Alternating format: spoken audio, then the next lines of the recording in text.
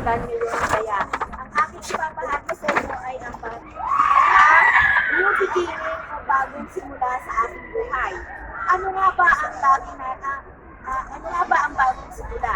Ito ay nangangahulugan ng isang bagong panimula sa ating buhay. Isang pagkakataon na mag-reset tayo ng ating sarili sa lahat ng pinagdaanan natin o pinagdadaanan natin sa nakalipas na mga taon. Sa pagbabago sa ating simula ay maaaring mabago ang ating layunin sa buhay. Ngayon, umpisahan ko yung sa Isaiah 43, verse 18 to 19.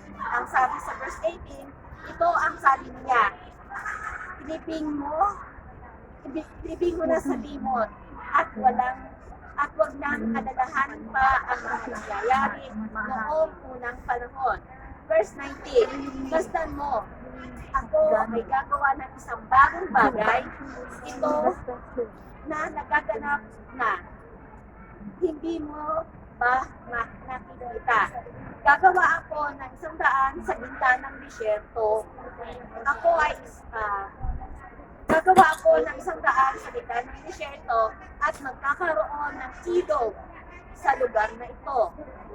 Kumbaga, dito, ano nga ba yung, mag-umpisa ako kasi dito sa verse 20. Ano nga ba, mayroon akong dalawang nakita dito. Masdan mo ako, gagawa ako ng bagong bagay. Ano ba yung kahulugan ng bagong bagay sa atin?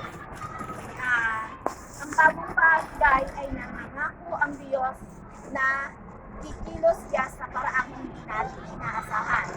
Pareho tayong